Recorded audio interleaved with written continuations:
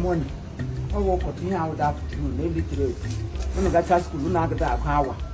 Because only one for a gym is singer. Jimmy's. Yeah, I will tell you. Yeah, I will too. And when the juice in the hotel. And they came hotel in a boutique. I think the actual means up. Jimmy singer, they will hear Lungana back with Imo Comedy. I have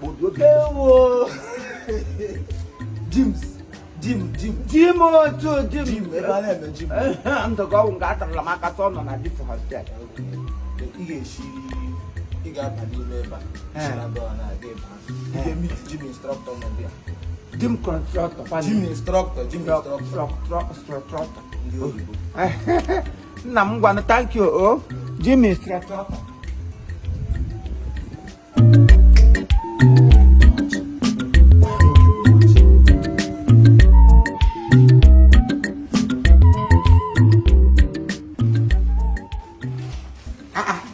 Chief Imo worldwide. Is it that Jim I can? That's my J. Lemon. J. Lemon, my bag and a Jim. I feel like I'll G conductor,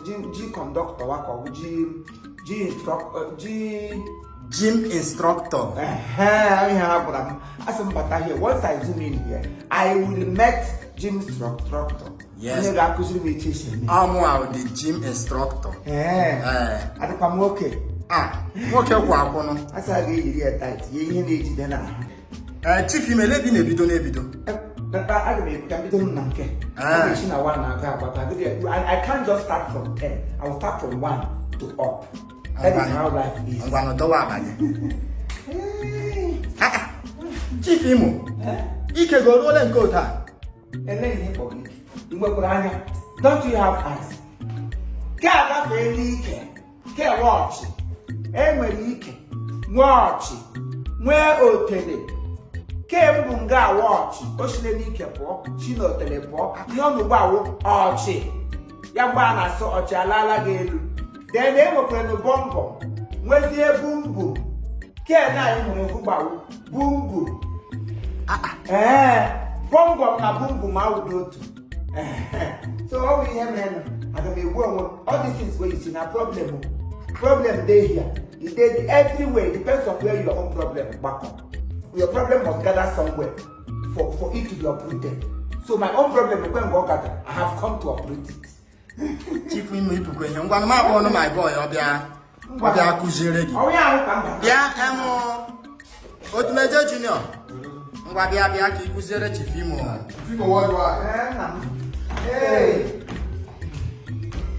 I'm never there.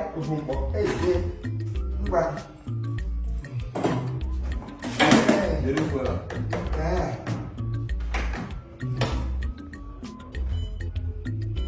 hey, bigger one can be maybe.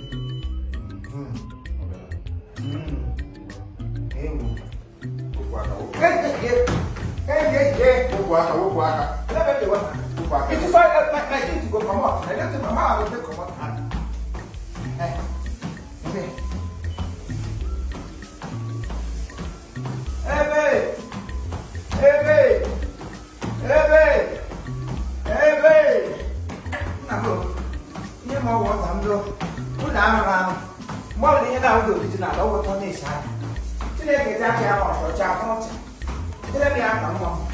Ready for your fire. Hey, Igbo.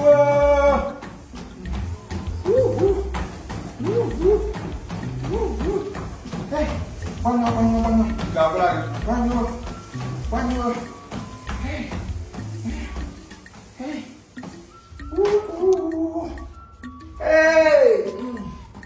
Ikagoro, what is on tire? Tire people waiting inside. What I can call them. Hey. I love guy.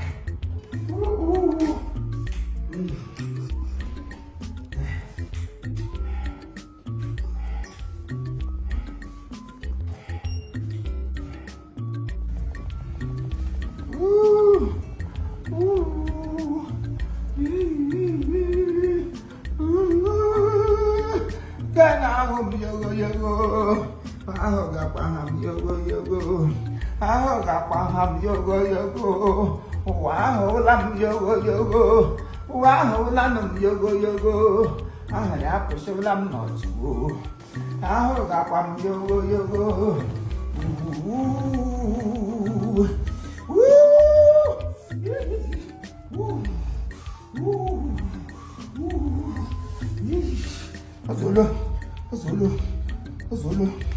Ozolo. Okay, what about my willow? Hey.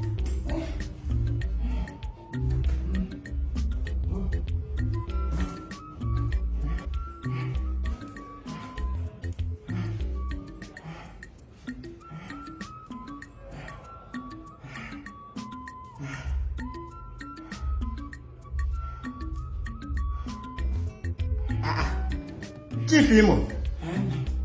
Ike ọbụla ga-agwụ. Another agwụla. The threat is supposed to come out. Because the thing why I see when I do come, nobody I see as I enter. Akwa isi chọga fitness. I don't him to the manner. But I can get the name of this figure. I don't mean but all my body to shake. Everywhere bagachuwi. Music they play inside my bone. Only our fitness, no. Hey. About me, no draw. No, we are boys. Huh?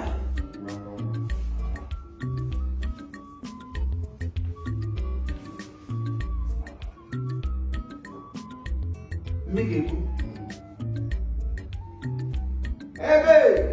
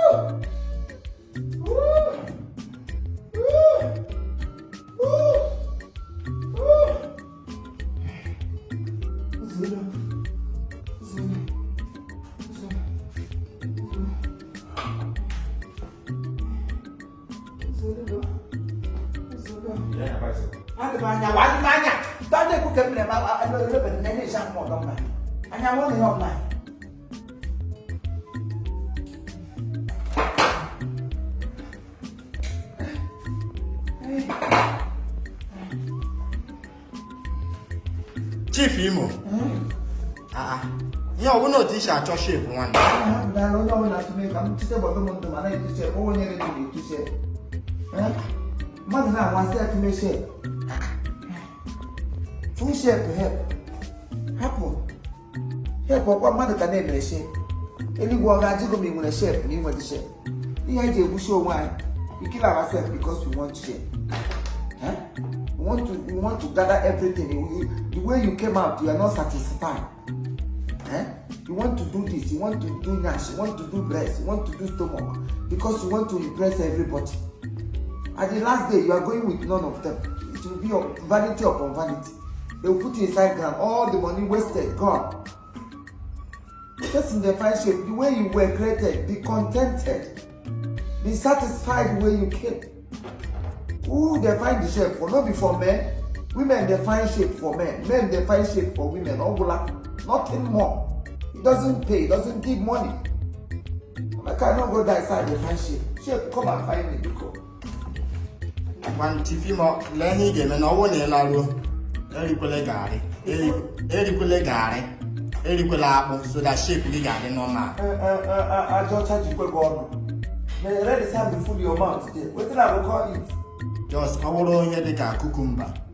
Just small slice of cucumber. You don't think I can eat. And 2 pieces of granules. Okay. My doctor, give me doctor, my therapy. Keep on talking. He instructor. Conductor.